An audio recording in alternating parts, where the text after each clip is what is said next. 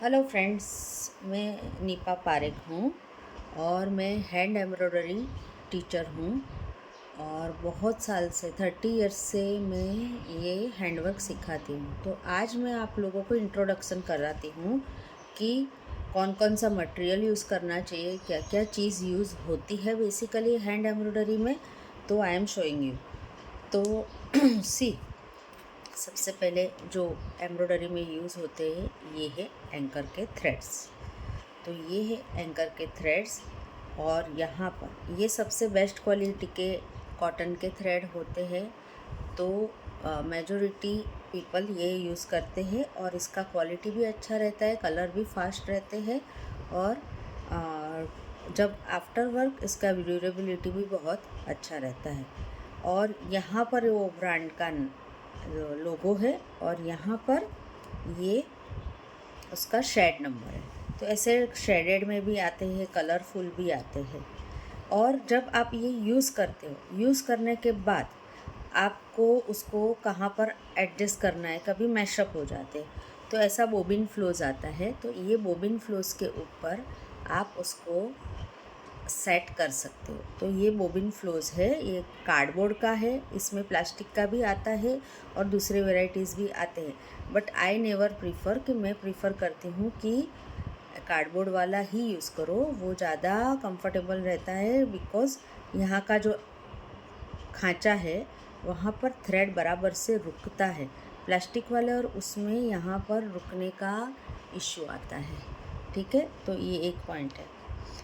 जब आप करते हो तो ट्राई करो कि मैग्नेट एक साथ में रखो, तो आप नीडल को उसके ऊपर सेट करके रख सकते हो। और दूसरा ऑप्शन है कि आपके पास ऐसा कुछ भी स्पंज हो या कुछ भी हो जो, या फिर एक पिलो रहता है जो आपके पास वॉच जो आती है उसके अंदर, तो उसके अंदर आप इसको नीडल को इंसर्ट कर सकते हो। तो ये भी एक दूसरा ऑप्शन है। सेकंड थिंग, ये सबसे बहुत इम्पोर्टेंट पार्ट है कि देखो आप कौन सा नीडल यूज़ करते हो। तो मैं आप लोगों को सजेस्ट करूँगी, ये है डार्नर नीडल, साइज़ इधर लिखा है 8 नंबर। तो ये डार्नर नीडल्स पोनी ब्रांड का आता है, वो बहुत अच्छी क्वालिटी का आता है। इसमें 25 नीडल्स रहते हैं और ये इसमें जंग भी नहीं लगता है और बहुत लंबे टाइम तक ये टिकता है। इसमें देखिए 10 नंबर है, 8 नंबर है, अलग अलग साइज 7 नंबर है, ऐसे अलग अलग साइजेस आते हैं। अभी ये जो है वो क्रूअल्स नीडल है। तो जहाँ पर आपको मोटा थ्रेड लेना है, 6 स्ट्रैंड्स, 12 स्ट्रैंड्स मीन्स 12 धागे से काम करना है, तो ये मोटा वाला नीडल यूज़ करते हैं।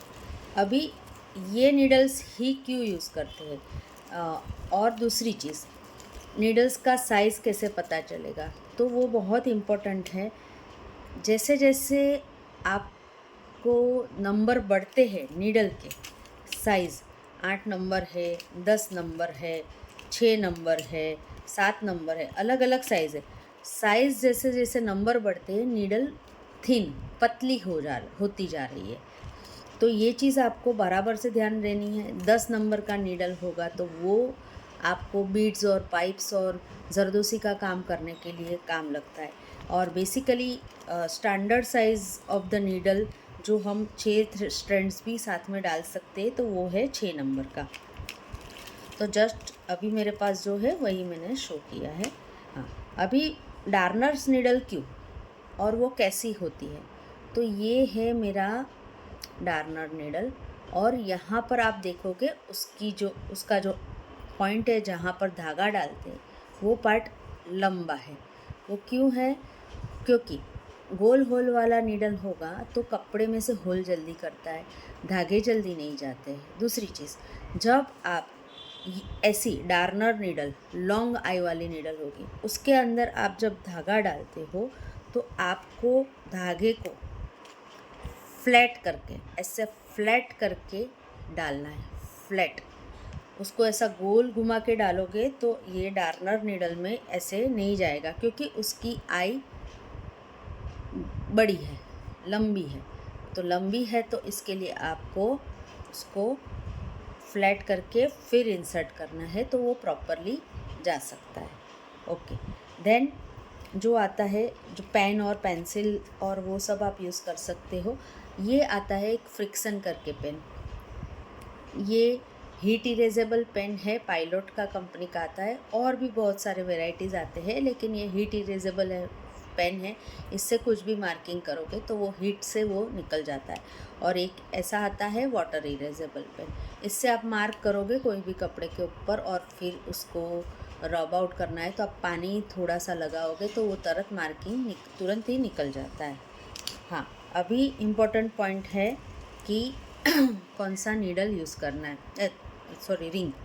तो ये है फाइबर का रिंग। ये बहुत अच्छी क्वालिटी का आता है और ये बहुत कंफर्टेबल यूज़ होता है। तो ये इस टाइप का आता है। वहाँ यहाँ ये नीडल मीन्स रिंग में हुप भी बोलते हैं, रिंग भी बोलते हैं। इसमें लूज टाइट का ऑप्शन नहीं है तो आपको, और ये सिर्फ एज अ डेकोरेटिव पीस की तरह से है। दूसरा आता है वुडन का रिंग। यहाँ पर जो स्क्रू रहते हैं उससे आपको काम करना पड़ता है। तो ऐसे आप लूज टाइट कर सकते हो। इसमें भी ये दो टाइप होते हैं। यहाँ जो अंदर का पार्ट है यहाँ पर आपको कपड़ा लगाना है। हाँ, सेकेंड थिंग, कौन सा कपड़ा, इन जो बिगनर्स है उनके लिए कौन सा कपड़ा यूज़ करना है, तो आई ऑलवेज सजेस्ट कि you can use this casement cloth. See the thickness, आप थिकनेस देख सकते हो।